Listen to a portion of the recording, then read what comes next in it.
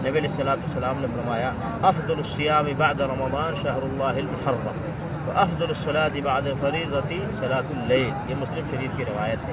رسول اللہ صلی اللہ علیہ وسلم نے فرمایا رمضان کے بعد سب سے بہترین روزہ شہر اللہ المحرم کا روزہ ہے، اور سب سے بہترین نماز فرض نماز کے بعد وہ رات کی نماز ہے، یعنی تہجد کی نماز ہے. اسی طریقے سے ابن عباس رضی اللہ تعالیٰ عنہما فرماتے ہیں کہ جب ہم مدینہ آئے نبی علیہ السلام نے دیکھا کہ یہاں یہودی عاشورہ کا روزہ رکھتے ہیں 10 محرم کا.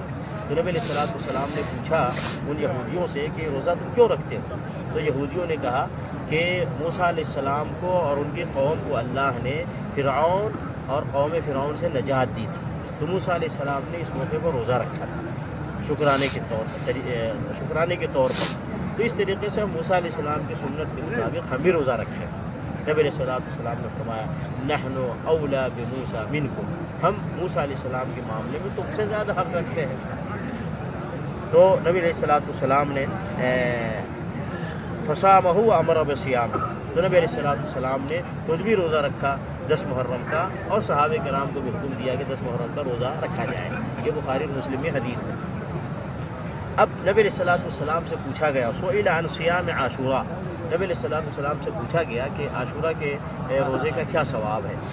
فقال احتسب من اللہ یکفر السنۃ التي قبلہ، یہ مسلم شریف کی حدیث ہے. تو نبی علیہ السلام نے فرمایا کہ 10 محرم کے روزے کا ثواب یہ ہے کہ اللہ رب العالمین پچھلے 1 سال کے گناہ اللہ تعالیٰ معاف کر دیتا ہے، یا پچھلے 1 سال کے گناہوں کا کفارہ ہے یہ عاشورہ کا روزہ. تو 10 محرم کا روزہ یہ نبی علیہ السلام کی سنت ہے. اب نبی علیہ السلام نے فرمایا کہ یہودیوں کی مخالفت کرنا ہے، یہودی صرف 10 محرم کا روزہ رکھتے ہیں. تو نبی علیہ السلام نے فرمایا لئن بقیت الی قابل لاصومن التاسع، یہ بھی مسلم شریف میں حدیث ہے. نبی صلی اللہ علیہ وسلم فرمایا کہ اگر میں اگلے سال زندہ رہا تو میں 9 تاریخ کا بھی روزہ رکھوں.